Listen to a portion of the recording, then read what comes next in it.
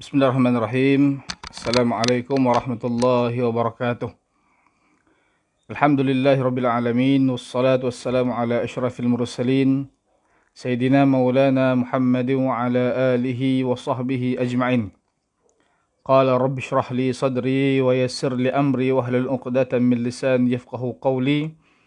Allahumma nawwir qulubana binur hidayatik kama nawwartal arda binuri syamsika abadan abada ya arhamar rahimin.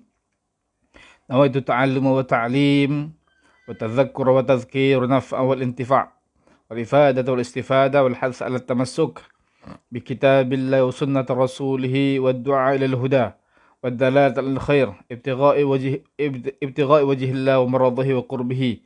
Sallallahu ala sayyidina Muhammad wa ala alihi wa sahbihi wasallam. Alhamdulillahirabbil alamin. Alhamdulillah, tuan-tuan, puan-puan, sahabat-sahabat yang daripada Allah Subhanahu wa taala, marilah kita merafakkan syukur yang tidak terhingga pada malam ini kita sama-sama sekali lagi mengikuti perbincangan ataupun perkongsian ilmu yang mana kita buat secara live pada malam ini. Dan insya-Allah saya daripada Muhammad Fauzi bin Muhammad daripada Pusat Islam UTM, di mana kita buat live ni tuan-tuan untuk apa? Untuk kita bincang, kemudian kita share dan kita kongsikan perkara-perkara yang sangat penting. Yang saya yakin dan percaya selepas daripada sesi live ini akan ada yang akan dapat mengetahui bagaimana untuk menjadi seorang Muslim yang lebih baik lagi, insya-Allah. Kemudian anda wajib berada ataupun stay sampai habis. Kita jangkakan akan bersiaran selama lebih kurang dalam 45 minit ke sejam lebih kurang macam tu, tuan-tuan. Jadi boleh share, boleh kongsikan perkongsian ini. Jadi kena stay lah, kena stay untuk kita mengetahui apakah yang akan kita kupas, yang akan kita bincangkan pada malam ini, insya-Allah. Dan sebelum itu saya nak minta tuan-tuan, sahabat-sahabat sekalian untuk bagikan respon sama ada suara saya ni dan gambar saya ni dapat dilihat dan didengar dengan jelas.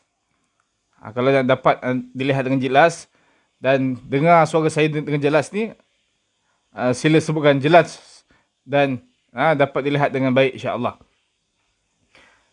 Dan kemudian saya nak tahu juga tuan-tuan yang menuntut ni datang dari mana, sama ada dalam Melaka, orang Jasin sendiri ke, orang Luar Raja ke, kan, ataupun dari luar Melaka. Kita ada Kuala Lumpur, Negeri Sembilan, kemudian Johor, ada yang Sabah Sarawak yang mengikuti live kita pada malam ini, insya-Allah. Jadi tuan-tuan dan puan, kita nak tahu situasi rakan-rakan kita, mungkin mereka tercari-cari sesuatu untuk mengubah kehidupan mereka untuk lebih baik lagi. Dan bayangkan dengan asbab tuan-tuan share live ini dan mereka mengikuti live ini. Dan kemudian mereka dapat jawapan daripada apa yang kita kongsikan. Sangat besar ganjaran yang diberikan oleh Allah Subhanahu Wa Taala bila mana kita kongsikan perkara-perkara kebaikan, insya-Allah. Sahabat-sahabat muslimin muslimat rahimakumullah, insya-Allah pada malam ini kita akan meneruskan lagi perbahasan ataupun perkongsian buku kita Indahnya Hidup Bersyariat, susunan Allahyarham Datuk Ismail Qamus, yang mana kita dah sampai kepada amalan mencukur rambut. Amalan mencukur rambut. Minggu lepas kita dah bincangkan tentang akikah dan bersyukur rambut.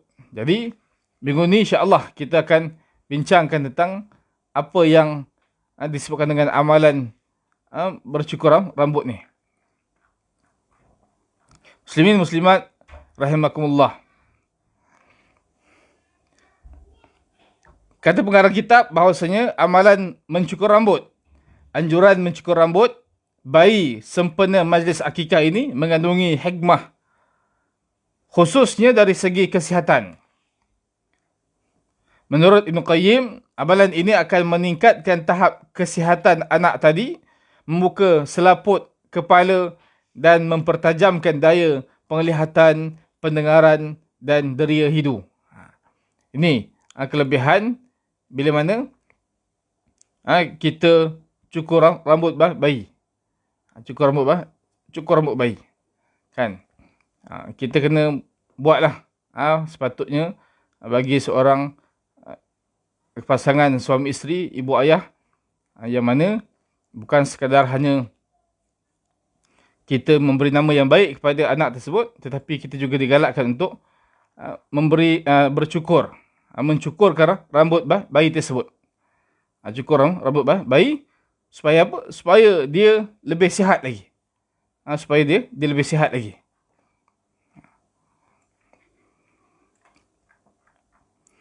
Baik, muslimin muslimat rahimakumullah. Kita masuk kepada perbahasan mencukur rambut. Kalau kita lihat, banyak sunnah yang boleh kita lakukan pada hari penyembelihan akikah anak tersebut. Macam-macam lah tuan-tuan. Macam-macam. Kalau kita lihat, berdasarkan kepada apa yang disebutkan oleh Nabi sallallahu alaihi wasallam, antaranya kita, iaitu disebutkan berdasarkan kepada amalan yang dilakukan oleh Rasul sallallahu alaihi wasallam dan para sahabat, maka beberapa sunnah boleh dilakukan pada hari penyembelihan akikah tersebut. Antaranya mencukur rambut bayi tersebut pada hari ke-7 kelahiran. Hari ke-7 kelahiran bayi itu, kita cukur rambut. Kemudian memberikan nama yang baik.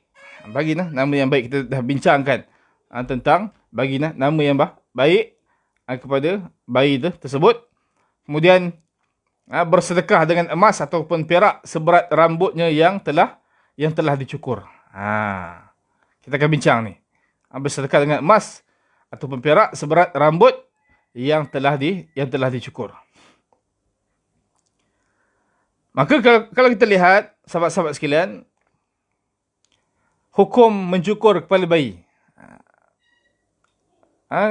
Ulama membahaskan, walaupun nampak simple, kan? Tapi ulama bahaskan juga apakah hukum kita cukur rambut bayi yang baru dilahirkan.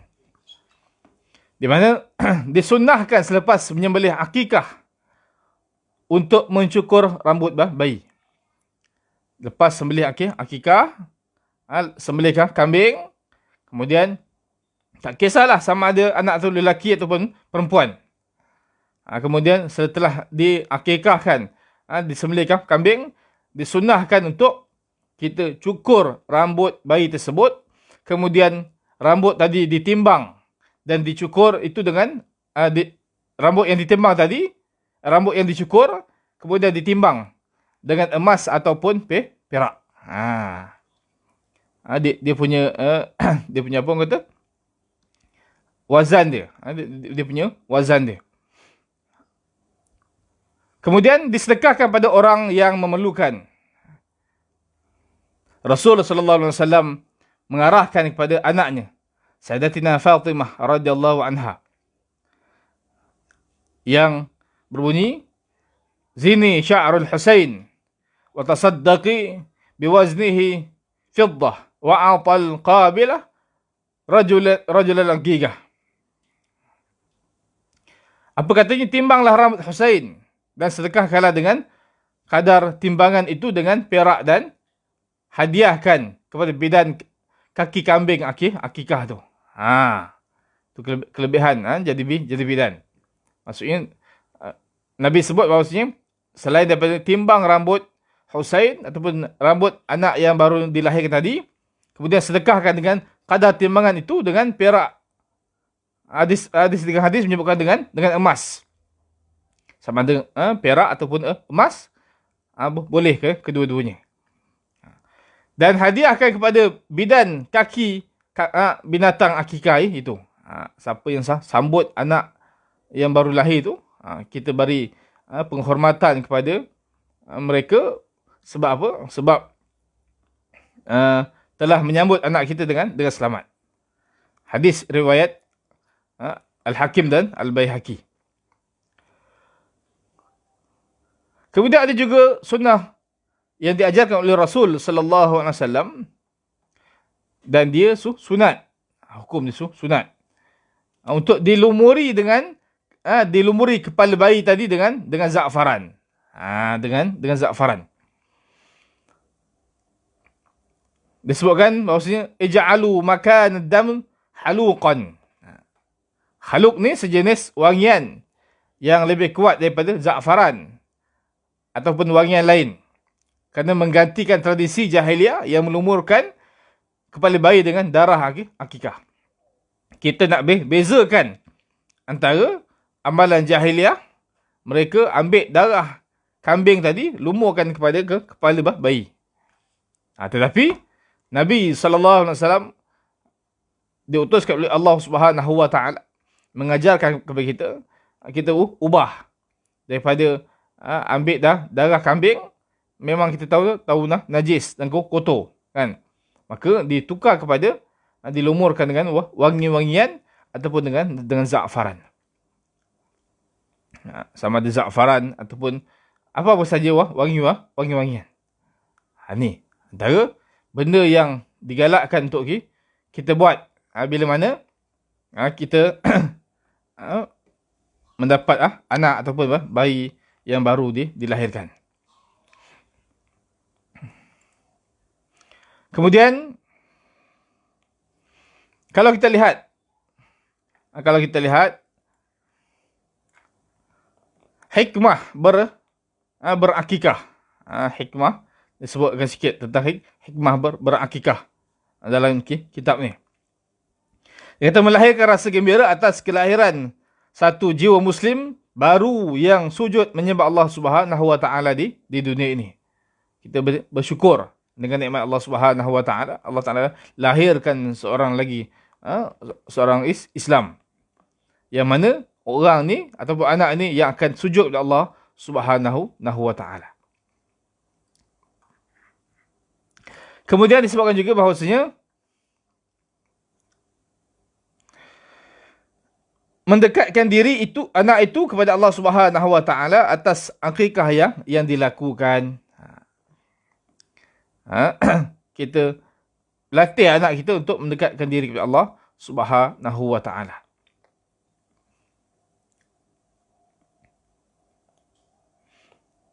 Kemudian mengukuhkan tali persaudaraan.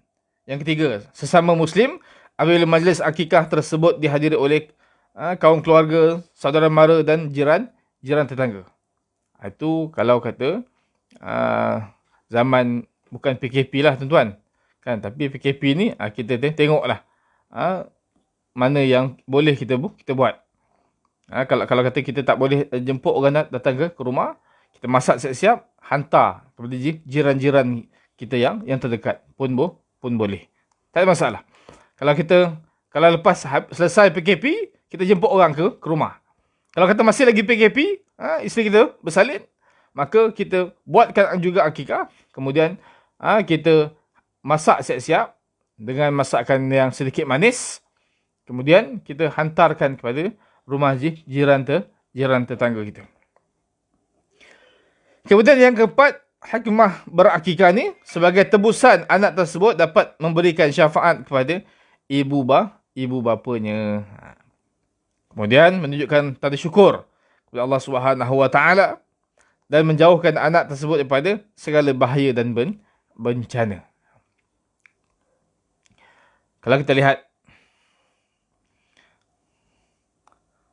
kaedah yang betul, ialah bercukur ni, iaitu mencukur keseluruhan rambut dan bukan sebahagiannya. Kalau kita nak cukur rambut anak ni, pastikan kita cukur bagi berhabis. Jangan tinggal kita cukur separuh, tinggalkan separuh. Itu dia makan qaza'. Qaza' ni ditegah oleh Nabi SAW. Kita cukur tu bagi habis. Jangan cukur sikit-sikit. Cukur bagi habis. Kemudian disunahkan juga setelah mencukur rambut ialah menyapu wangian kepada kepala bayi. Rambut yang dicukur itu pula ditimbang dan disedekahkan, bersedekah mengeluarkan emas atau wang yang sama nilai dengan kadar timbangan rambut tersebut. Kita dah cukur tu tuan-tuan, dah cukur. rambut tadi kita longgokkan. Kemudian masuk dalam plastik. Kemudian kita pergi timbang.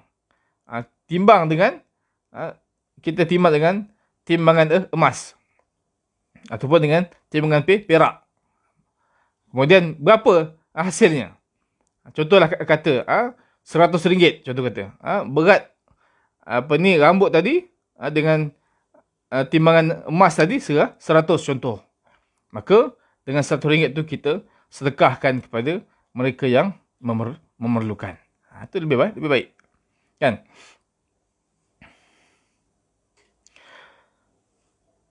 Kemudian dilihat Ali bin Abi Talib radhiyallahu anhu berkata bahawa Rasul sallallahu alaihi wasallam mengakikahkan Hasan dengan kambing dan beliau menyuruh Fatimah untuk mencukur rambutnya. Cukur rambutnya dan bersedekahlah dengan perak seberat rambut itu. Fatimah pun menimbang rambut itu dan ternyata beratnya sekitar 1 dirham atau kurang dari 1 dirham. Timbang. Ahlan wa sahlan. Cik Isham, Alif dan Cik Jafri. Saya harap sahabat-sahabat sekalian boleh share, kongsikan kepada sahabat-sahabat kita yang lain untuk kita dapat faedah bersama insya-Allah.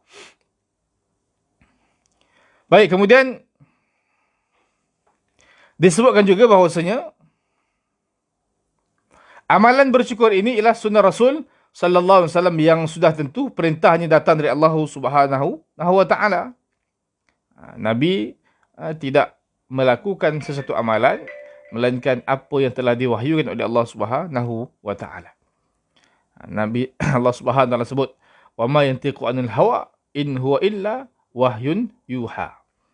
Dan tidaklah Nabi SAW itu memperkatakan sesuatu yang berhubung dengan agama menurut kemahuan dan pendapatnya sendiri. Semuanya datang dari Allah Subhanahu wa taala.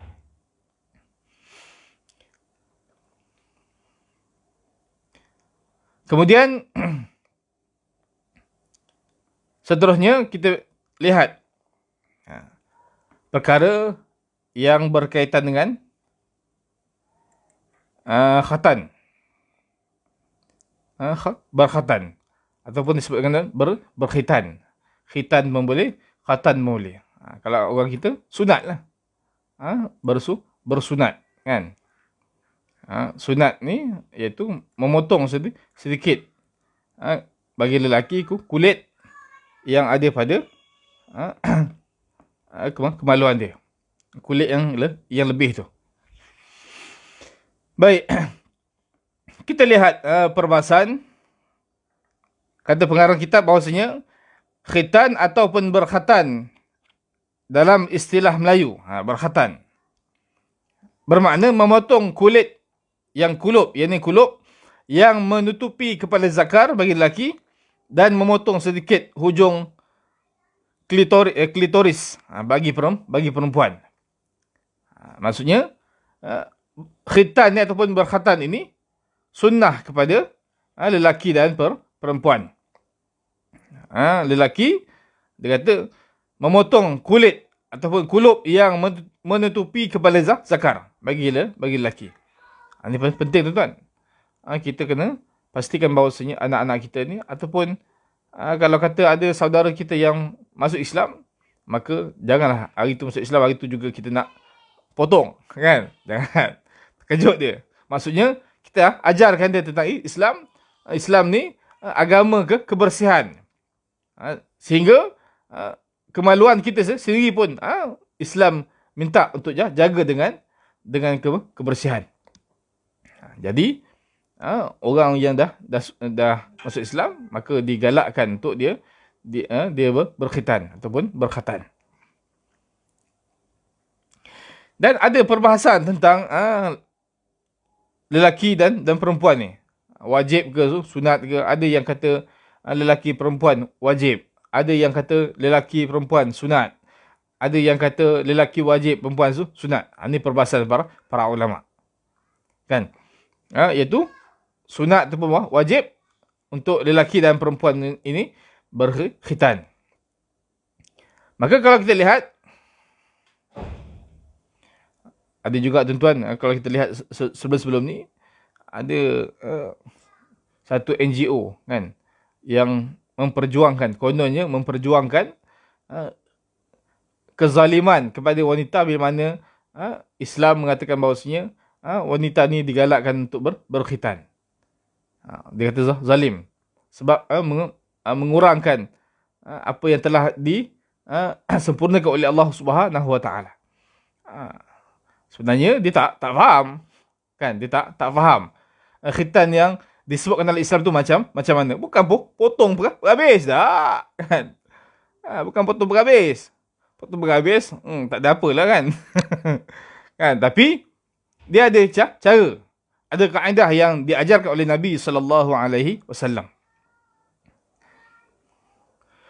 Kemudian terlihat apakah hukum berkhatan bagi kanak-kanak perempuan. Kerana viral baru-baru ni bahawa khatan wanita tidak wajib, bahkan tidak disyariatkan di dalam Islam. Kan? Ada orang bincang. Ahlan wa sahlan. Puan Nurul Aini, Farah Amirah. Boleh sharekan lagi insya-Allah. Baik, kalau kita lihat perbuatan berkhatan bagi wanita sudah menjadi amalan kebiasaan sebahagian masyarakat. Termasuk masyarakat Arab tu sendiri.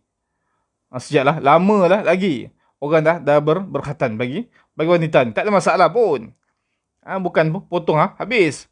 Potong hanya sedikit saja daripada daging yang disebutkan tadi. Maka di zaman Rasulullah SAW, amalan ini berlaku dan Rasulullah SAW mengiktirafnya di samping meletakkan beberapa kaedah, iaitu Allah Subhanahu Wa Taala berfirman dalam Al-Quran yang bermaksud, kemudian kami wahyukan kepadamu wahai Muhammad, hendaklah engkau menurut agama Nabi Ibrahim yang berdiri teguh di atas jalan yang benar dan tidaklah ia dari orang-orang yang musyrik.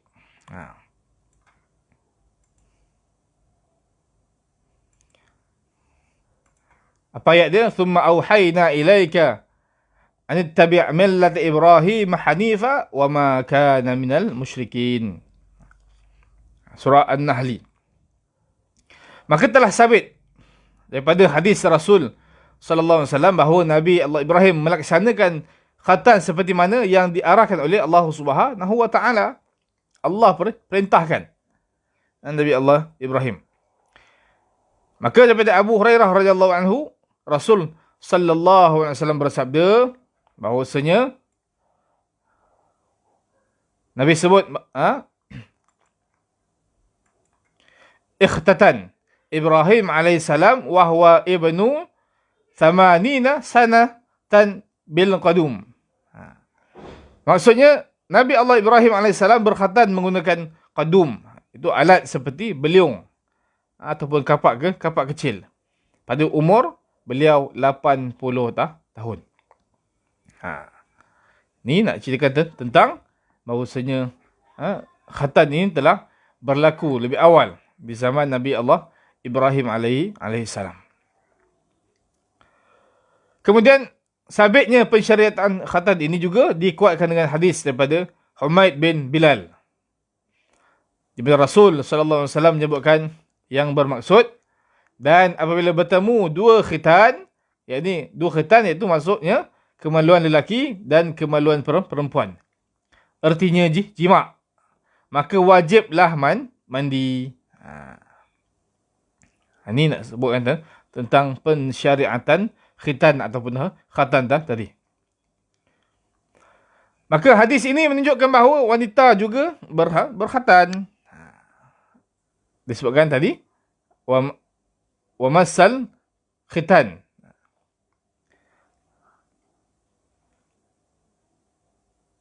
Dan apabila bertemu dua khitan, wajib al-ghusl, wajib bagi dia mandi. Maksudnya lelaki pun kena khitan, perempuan pun kena khitan. Kemudian hadis ini menunjukkan bahawa wanita juga berkhatan, dan bukan sahaja lelaki. Dalam mazhab Syafi'i, hukum berkhatan bagi wanita adalah wajib mengikut pendapat yang masyhur. Dan seperti mana yang diputuskan oleh Imam Syafi'i. Imam Syafi'i kata wajib bagi lelaki dan perempuan. Dan kemudian Imam Rafi'i daripada Syafi'iyah, ulama-ulama di bawah Imam Syafi'i, ada menyebutkan satu pendapat yang lain dalam mazhab Imam Syafi'i bahawa hukumnya sunat ke atas wanita. Itu yang saya sebutkan awal tadi, bahawasanya kita bagi wanita ni berkhatan, ada yang kata wajib, ada yang kata sunat. Berdasarkan kepada beberapa hadis Nabi sallallahu alaihi wasallam, ulama mengambil istinbat hukum daripada sebagian hadis, katanya wajib.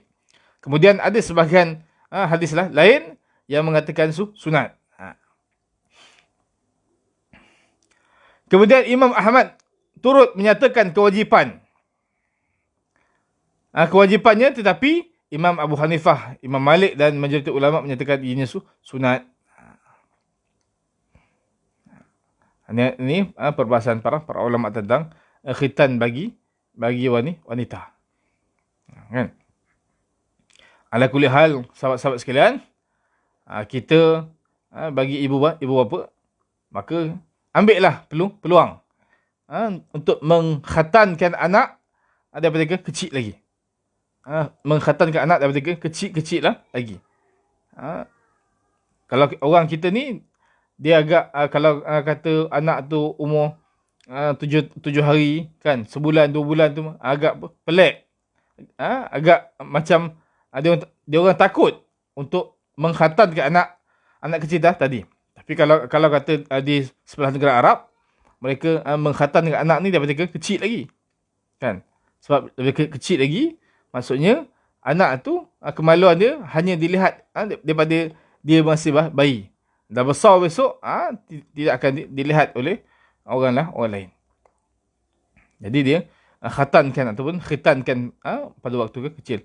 Tetapi tidaklah menjadi satu kesalahan kalau kita nak mengkhatankan anak kita pada umur 7 tahun, 8 tahun. Kan? Kalau baik lagi awal, lagi baiklah. Maksudnya dia belum ada perasaan malu lagi. Kita sunatkan dia. Khatankan dia. Itu lebih baik. Kalau dah besar, dia akan jadi segan. Saya ingat lagi pengalaman. Masa tu kita buat bantuan ke Kemboja, tuan. Bantuan ke Kemboja, yang mana kita misi bantuan ni sama kita buat sembelihan korban dan juga mengkhatankan anak-anak orang ke Kemboja. Tu masa tu Dr. Fauzi ikut sekali. Kan? Daripada pejabat kesihatan. Kita khatankan anak-anak, bukan saja anak-anak yang berumur 7 tahun, 8 tahun, 9 tahun. Ada tu yang 15 tahun, 16 tahun. Kan? Kalau saya silap, Dr. Fuzi boleh betulkan. Jadi faham je lah kan. Bila dah 14 tahun, 15 tahun tu, faham je lah. Dia akan jadi malu lah. Tapi orang sana disebabkan oleh masalah ekonomi, dia susah. Jadi dia tak boleh nak buat lebih awal. Jadi bila mana kita datang, delegasi UTM datang untuk memberi bantuan, maka alhamdulillah ramai berduyun-duyun anak-anak daripada sahabat-sahabat kita di Kemboja yang berkhatan ketika itu. Jadi alhamdulillah. Khatan yang dibuat ni, iaitu kita buat kutipan sumbangan daripada staff UTM sendiri. Ada staff yang bagi 100, bagi 200 untuk kita nak beli barang-barang untuk program khatan di sana. Jadi kita buat program khatan di sana. Ini dah berapa tahun kita tak pergi. Kan? Jadi doa-doa lah supaya Allah Subhanahu Wa Taala mengangkat wabak yang sedang melanda negara kita ni, balak bencana yang sedang melanda negara kita ni, untuk kita boleh bukan saja melakukan korban ataupun khidmat kita di Malaysia, tapi kita boleh menyebarluaskan khidmat kita di luar negara. Kepada negara-negara umat Islam yang memerlukan. Itu lebih baik kan. Maknanya kita kena doa. Angkat tangan tuan-tuan. Angkat tangan. Setiap hari kita angkat tangan, berdoa, minta kepada Allah Subhanahu Wa Taala agar Allah Subhanahu Wa Taala angkat segala wabak bencana ni. Tak payahlah nak letak bendera putih ke, kuning ke, biru ke, oranye ke, tak payah kan. Sekarang ni sibuk orang nak angkat bendera. Kan panjang cerita tu. Tu kita tinggalkan kemudian. Baik. Kemudian terdapat hadis yang diriwayatkan oleh Abu Hurairah radhiyallahu anhu daripada Nabi sallallahu alaihi wasallam. Sabdanya, al-fitratu khamsun atau khamsun minal fitrah. Al-khitan wal istihdad wa nadful ibit wa taqlimul asfar wa qassu syarib. Ini hadis riwayat Al-Bukhari dan Muslim. Maksudnya fitrah itu 5 perkara. Fitrah itu 5 perkara.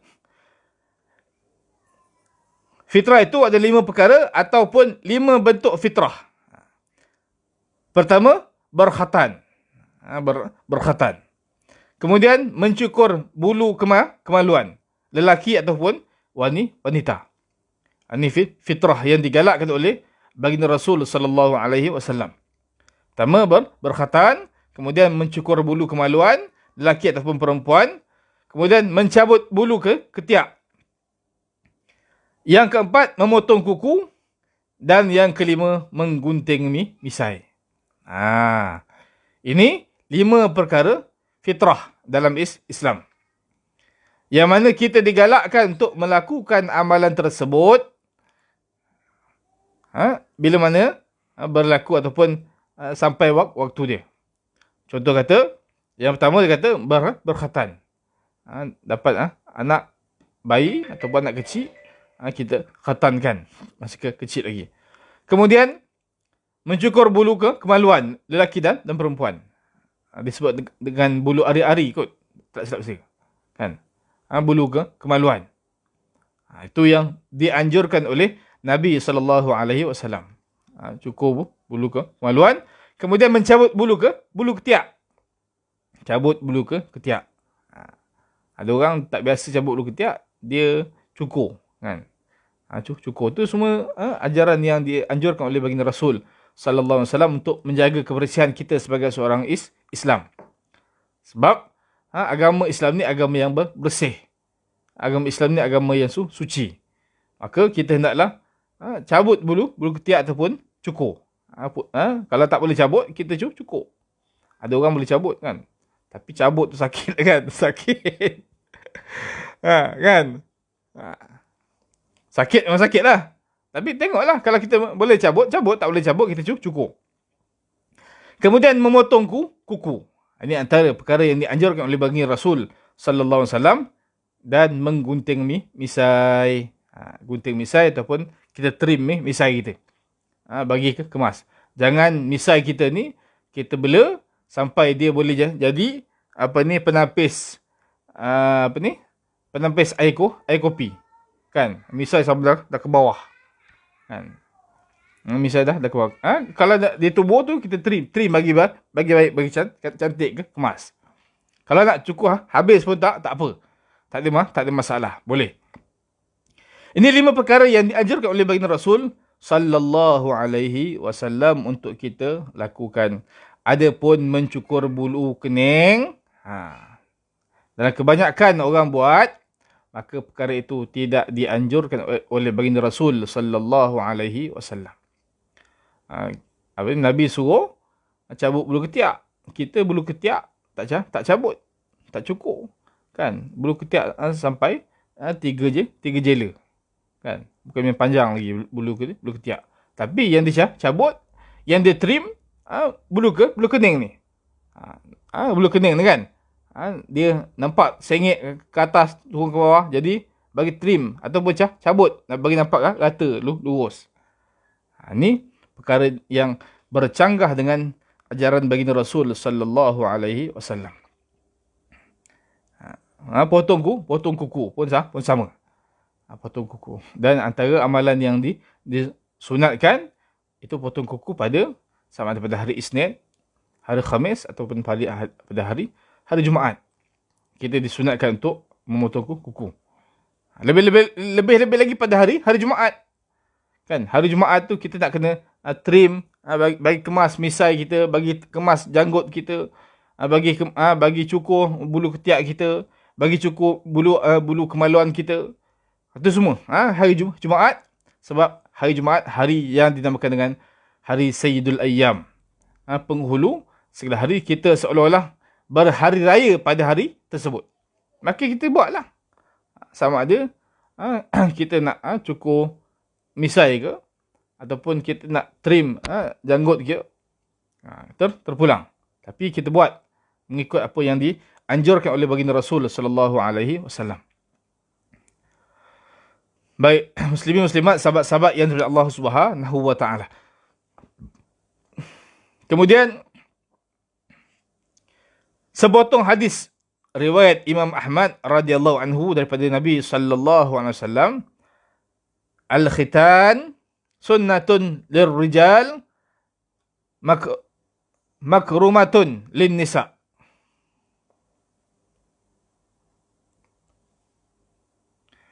Al-khitan sunnatun lirrijal makrumatun lin-nisa. Maksudnya khitan itu disunatkan bagi kaum lelaki dan dimuliakan bagi kaum wanita. Sunat bagi kaum lelaki dan dimuliakan bagi kaum wanita. Hadis ini sebagian ulama mengambil istinbat hadis, pengajaran hadis ini yang mengatakan bahawasanya hukum berkhitan adalah sunat. Berkhitan adalah sunat. Jadi sebab apa? Sebab Nabi sebut al-khitan sunnatun lirrijal. Khitan ni, berkhitan ni sunat bagi orang lelaki dan dimuliakan bagi orang perempuan kalau dia berkhitan. Jadi sebagian ulama mengambil hadis ini mengatakan bahawasanya khitan bagi lelaki dan perempuan adalah sunat. Kemudian bagi mereka yang mengatakan wajib pula berpegang kepada hadis riwayat Zuhri bahawa Nabi SAW pernah bersabda, man aslama falyakhtatin wa in kana kabira. Ini hadis menunjukkan wajibnya seseorang itu berkhitan. Bagi sesiapa yang masuk Islam, wajiblah ia berkhitan sekalipun ia sudah dewasa. Wa in kana kabira, sekalipun dia dah besar. Masuk Islam umur 30 tahun, 40 tahun, 70 tahun, 80 tahun, 90 tahun, kan? Contoh. Maka ketika itu dia masuk Islam, kemudian diajarkan tentang sembahyangnya, diajarkan tentang taharahnya, diajarkan tentang Islam menggalakkan untuk kita menjaga kebersihan bukan saja zahir saja tetapi dengan batin juga. Maka kita pesan dekat dia, maka diwajibkan untuk umat Islam untuk melakukan khitan ataupun berkhitan. Tapi janganlah dia masuk Islam hari itu juga kita kata Acong, jom. Mana? Nak pergi klinik. Buat apa? Potonglah. Potong. Sabar. Semangat sangat nak potong, kan? Sabar. Bagi dia jinak dahulu dengan Islam. Jinak dahulu dengan Islam, barulah kita sebutkan ataupun ajarkan mereka tentang kebersihan dalam Islam. Yang mana kita kena ingat bahawasanya berkhitan ni, tuan-tuan, sahabat-sahabat sekalian, dia nak sebutkan bahawasanya untuk menjaga kebersihan, khususnya orang lelaki. Orang lelaki.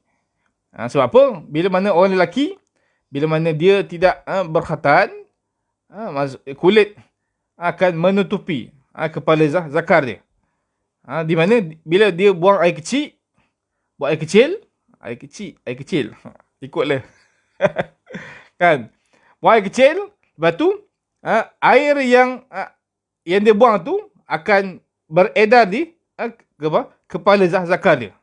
Yang mana dia tak bersihkan.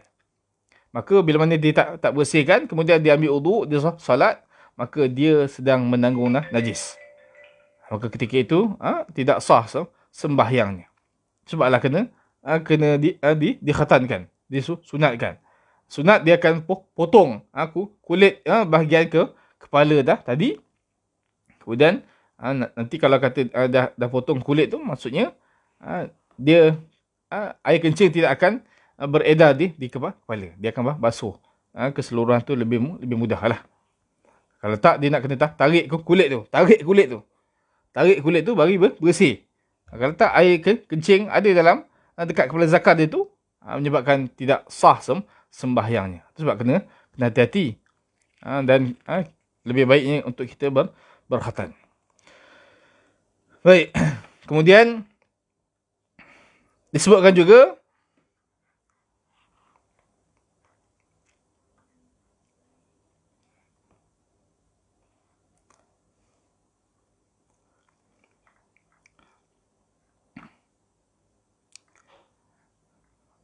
ada beberapa hadis yang disebutkan oleh Nabi sallallahu alaihi wasallam berkaitan dengan khitan ke atas lelaki adalah wajib. Adalah wajib. Yang mana kalau kita tengok daripada ayat Quran yang disebutkan tadi, bahawasanya Nabi Allah Ibrahim sendiri pun berkhatan. Disebutkan, dan ingatlah ketika Ibrahim diuji Tuhannya dengan beberapa kalimah perintah dan larangan, lalu Ibrahim menunaikannya. Maka Ibn Abbas menyebutkan khitan termasuk ujian ke atas Nabi Allah Ibrahim, dan ujian ke atas Nabi adalah dalam hal-hal yang wajib. Kemudian kami wahyukan kepadamu, wahai Muhammad sallallahu alaihi wasallam, ikutilah agama Ibrahim, seorang yang hanif, dan bukanlah dia termasuk orang-orang yang mempersekutukan Allah Subhanahu wa taala. Maka khitan termasuk dalam ajaran Nabi Allah Ibrahim yang wajib diikuti, sehingga ada dalil yang menyatakan sebaliknya. Maka disebutkan oleh dalam hadis Nabi sallallahu alaihi wasallam, qala lahu an-nabiy sallallahu alaihi wasallam, alqi anka sya'ral al-kufr wakhtatin. Disebutkan bahawasanya dari Uthaim bin Kulayb, dari ayahnya, dari datuknya, bahawa dia datang menemui Rasul sallallahu alaihi wasallam, aku telah memeluk Islam. Maka Nabi sallallahu alaihi wasallam pun bersabda, buanglah darimu rambut kekufuran dan berkhitanlah. Dan berkhitanlah. Ini maksudnya Nabi sallallahu alaihi wasallam pesan supaya berkhitan. Kemudian juga disebutkan juga bahawasanya dari Az-Zuhri bahawa Nabi SAW bersabda, barang siapa masuk Islam maka berkhitanlah walaupun sudah dewasa. Kata ulama bahawasanya walaupun hadis itu dhaif, tapi ia dapat dijadikan penguat dalil. Ada sebagian ulama mengatakan hadis itu dhaif, tapi dia ada hadis-hadis lain yang boleh menguatkan dia. Nak sebutkan bahawasanya berkhatan bagi orang lelaki merupakan sesuatu yang wajib. Kemudian ada juga yang menyebutkan tentang sunat bagi orang lelaki berkhatan. Ala kulli hal, kita ambillah pendekatan untuk kita mengkhatankan anak-anak kita, sahabat-sahabat sekalian. Sebab apa? Sebab kita nak jaga kebersihan anak-anak kita. Kadang-kadang anak-anak kita ni dia leka, dia ambil lebih kurang je, kan? Itu belum bincang lagi tentang bagaimanakah cara beristinja yang betul. Kemudian nak sebutkan tentang berdehem supaya air kencing tu boleh turun dengan sempurna. Banyak benda dalam Islam ni yang kita kena bincangkan. Yang mana kita kena fahami bahawasanya Islam ni sangat memerlukan ataupun mementingkan kita menuntut ilmu. Itu paling penting. Kita Alhamdulillah, walaupun kita tak boleh bertemu di masjid di surau, tapi kita boleh bertemu di alam maya ni untuk kita berkongsi. Bukan saya mengajar ni, sahabat-sahabat sekalian. Tak layak untuk saya mengajar. Cuma kita berkongsi apa yang disebutkan oleh Nabi SAW dan para ulama. Kita ambil perkataan ulama, kemudian kita bincangkan dan kita kongsikan pada malam ini. Baik. Kemudian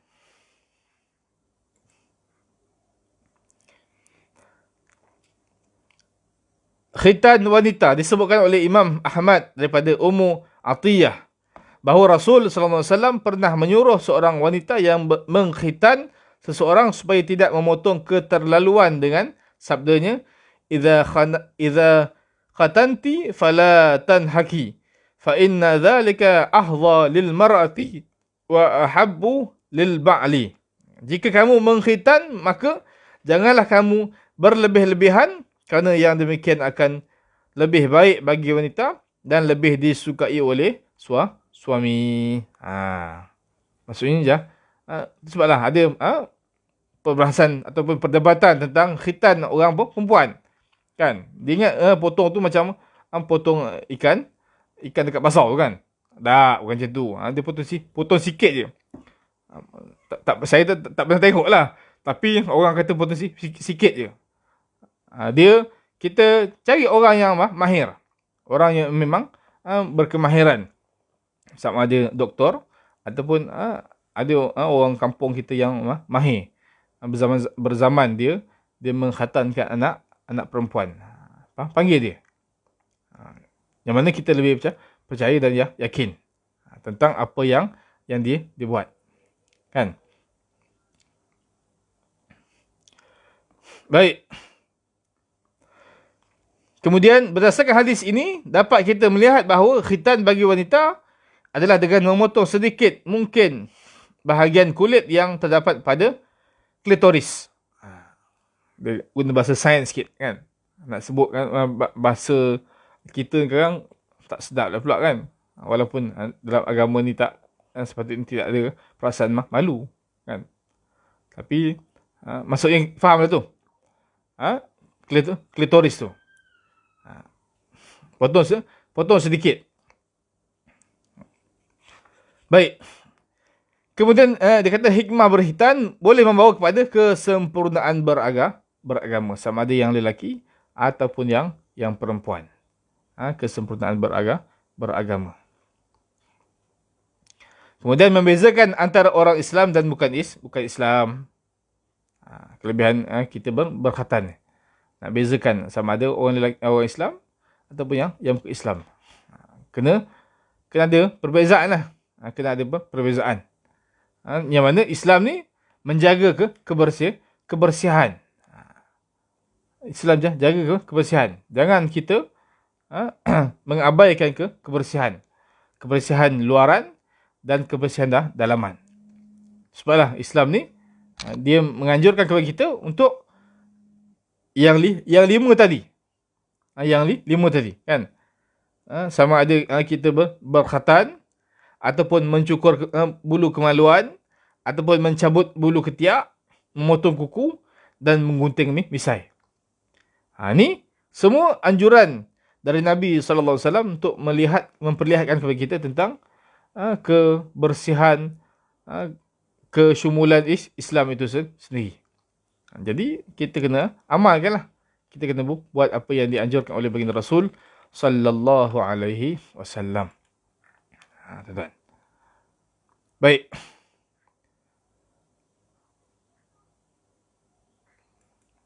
Kemudian habis bab mencukur rambut dan berkhitan tadi. Cuma saya nak tambah sedikit dalam bab mencukur rambut. Kita bila mana cukur rambut bayi tadi, kita kena faham bahawasanya kepala bayi ni dia lembut. Kan? Kepala bayi ni dia lembut. Jadi kena sangat berhati-hati. Jangan sampai berdarah. Kan? Pastikan cukur yang kita nak guna tu cukur yang tajam. Jangan cukur yang kita dah gunakan 3-4 kali. Belilah cukur baru. Kan? Beli cukur baru. Semata-mata untuk anak yang kita nak cukurkan rambut dia ni. Dia kalau lebih baik tu cukur yang boleh pasang dia punya pisau jilid tu. Kalau kata yang siap pakai buang tu, dia payah sikit. Dia akan melekat pada rambut akan melekat pada dia punya pisau jilid tu. Tapi yang boleh pasang tu maksudnya kita boleh tarik dia perlahan, kemudian kita boleh kumpulkan rambut tersebut, masukkan dalam plastik. Lepas tu timbang lah. Kan? Baik.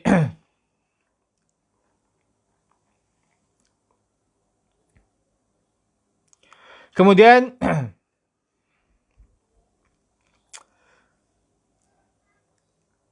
saya nak tambah sedikit tentang kenapa kita kena mencukur rambut bayi tadi. Sebab ketika mana bayi tadi lahir, keluar sahaja daripada rahim ibu dia, pasti banyak lendir dan kotoran yang melekat pada sama ada pada kulit bayi ataupun pada rambut bayi tadi. Maka kita digalakkan untuk cukur lah. Cukur bersihkan. Bagi anak kita ni dilatih daripada kecil lagi untuk menjaga kebersihan. Dan disebutkan juga bahawasanya dengan mencukur ni mencegah gangguan visual mata. Kan? Maksudnya kalau kata rambut anak tu panjang, dia tertutup pada mata anak tu, akan menjadikan anak ni tak selesa. Tak selesa. Maka tu sebab dia digalakkan untuk kita cukur rambut tadi. Ataupun kalau kata rambut panjang, dia akan cucuk pada telinga dia, cucuk pada leher dia. Macam-macam lah.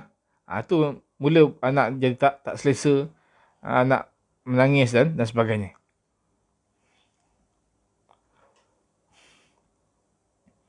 Kemudian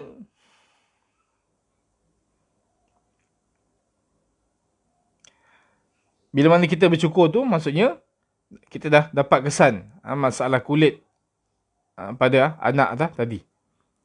Takut ada yang penyakit dan sebagainya. Kita bila mana kita cukur tu, kita boleh tengok lah. Sebab pentingnya.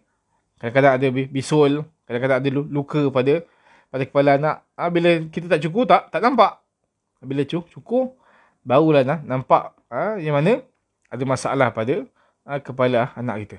Ni anak kita ni, sahabat-sahabat sekalian, sayang kan. Jadi kita kena buat yang terbaik untuk anak-anak kita. Baik. Kemudian saya rasa habis dalam perkara amalan mencukur rambut dan juga amalan berkhatan. Khatan ni selesailah.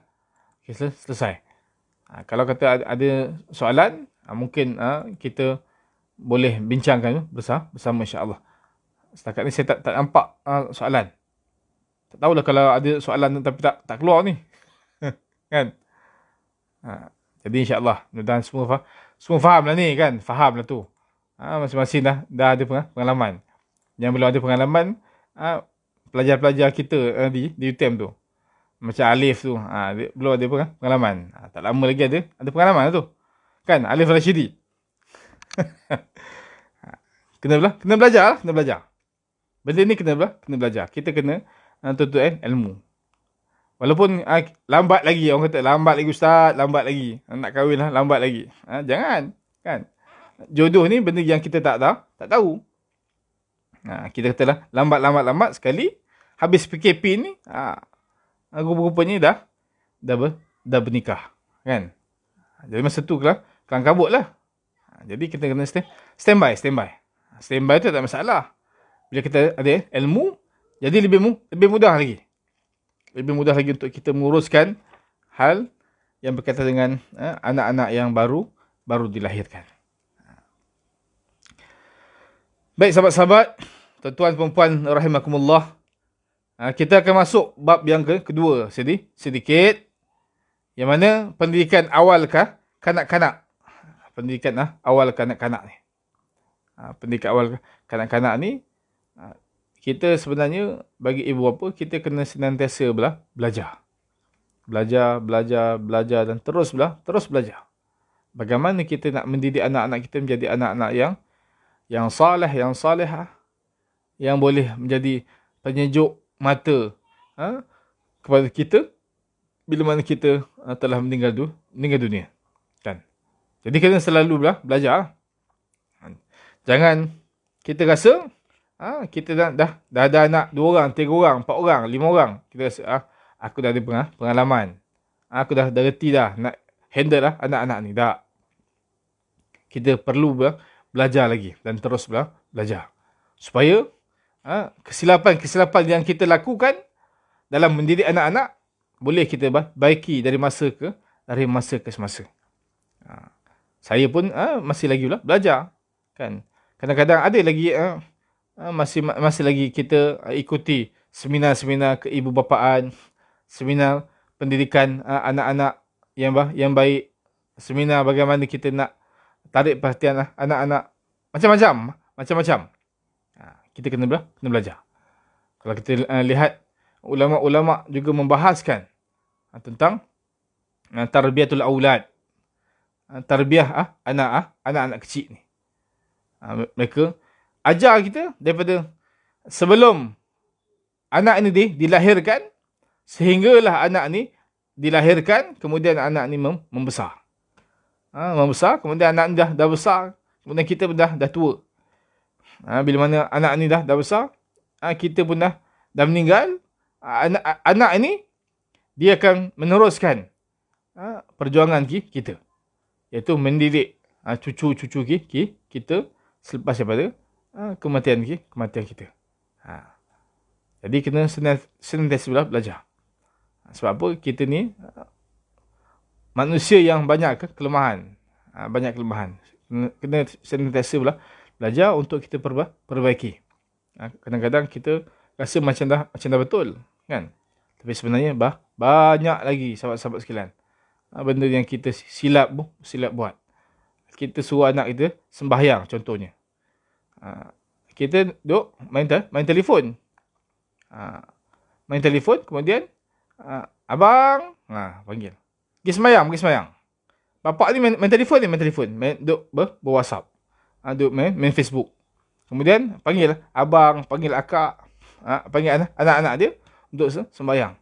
Bapak dia duduk atas cushion, duduk main WhatsApp. Ni cara yang salah. Sebab kita kena perbaiki dan kena perbetulkan. Antara kaedah yang diajarkan oleh para ulama, iaitu di mana bila mana kita nak mendidik anak kita ni, iaitu kita sendiri yang bangun lebih dahulu, ambil uduk, kemudian kita ajak sekali anak-anak kita. Itu kaedah, cara bagaimana lebih mudah lagi anak-anak kita untuk mengikuti apa yang kita perintahkan kepada mereka. Penting. Jangan kita duduk panggil dia. Kita duduk depan TV. Pergi mengaji. Pergi sembahyang. Yang best lagi, abang pergi surau. Si abang pula, habis tu ayah tak pergi. Ayah sakit kaki, sakit bontot, sakit perut, macam-macam sakit lah, kan? Kau pergilah, sibuk je. Orang suruh dia suruh orang pula. Itu kaedah yang salah sebenarnya. Kaedah yang salah. Kita sepatutnya ajak anak kita, jom bang, kita pergi surau, pergi masjid. Kan? Itu adalah yang terbaik. Baik, kalau kita lihat falsafah, berfalsafah lah pula, kan? Falsafah pendidikan awal kanak-kanak ni, jika kita tengok secara mendalam, adalah didasarkan kepada konsep-konsep berikut. Dia kata, yang disepadukan antara beberapa pandangan. Yang pertama sekali, pembinaan akhlak dan pembentukan sahsiah. Ini benda yang sangat penting. Pembinaan akhlak dan pembentukan sahsiah. Bagaimana kita nak bentuk akhlak anak kita ni jadi yang terbaik. Bila mana kita sebut bentuk akhlak, maksudnya kita telah membentuk iman dia. Di dalam akhlak tu ada iman. Di dalam akhlak tu ada perkara-perkara yang termasuk dalam apa yang telah dianjurkan oleh Allah Subhanahu Wa Taala dan baginda Rasul sallallahu alaihi wasallam. Kemudian bermain adalah tugas utama kanak-kanak. Anak-anak ni jangan kita hanya sekadar suruh dia buat kerja tu, buat kerja ni, tak bagi dia ruang untuk bermain. Dia memang waktu dia, zaman bermain. Kita daripada pagi, subuh, okey, mengaji. Kemudian buat kerja sekolah. Kemudian buat tu, buat ni, buat tiap-tiap hari gitu sampai malam anak dia pun tidur. Besok sambung lagi, buat kerja, buat mengaji, buat kerja sekolah dan sebagainya. Tiap-tiap hari begitu, anak jadi bosan. Dia memerlukan kepada bermain. Memang zaman dia zaman bermain. Tak kisahlah sama ada bermain dalam rumah ataupun bermain di luar rumah, bermain bersama kawan ataupun ke keluarga. Dan kanak-kanak adalah individu yang unik dan berbeza antara satu sama lain. Tak sama, tuan-tuan. Sebab sekarang kita kena ingat bahawasanya anak kita tak sama dengan anak orang lain. Jangan kita tengok anak orang berjaya dapat 10A. Anak kita dapat 3A. Kita duk hentam dia. Apa kau ni begini, kau tak belajar, tak begini. Tak sama. Anak orang, anak kita. Kan? Tak sama. Anak-anak ni dia punya karakter dia sendiri. Kadang-kadang dia tak boleh dari segi pelajaran. Dia boleh dari segi teknikal contohnya. Kalau boleh dari segi teknikal, boleh betulkan lampu, betulkan kipas, masuklah UTM kan. Okeylah tu. Kan? Janganlah semua bila tengok anak orang semua pengajar Islam, kita pun nak suruh anak kita masuk pengajar Islam. Semua nak suruh jadi ustaz belaka. Masuk pengajar Islam. Anak kita tak boleh.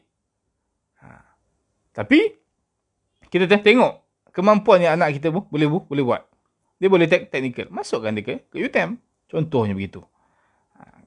Kalau dia boleh untuk apa lagi? Perkara-perkara yang berkaitan dengan istilah dia nak buat kereta contohnya kan. Ketuk kereta ke, nak cat kereta ke, ikutlah. Ikut ke kemahiran, kebolehan yang dia ada. Masing-masing tak sama. Bayangkan kalau kata Allah ciptakan semua sama. Semua pemikiran semua sama. Satu dunia ni hanya boleh untuk jadi ustaz. Siapa nak jadi tukang bengkel? Siapa nak jadi bahagian perusahaan? Siapa nak jadi engineer? Siapa nak jadi macam-macam lagi lah. Maka anak kita dengan anak orang tak sama. Dia berbeza. Maka kita kena raikan perbezaan ini.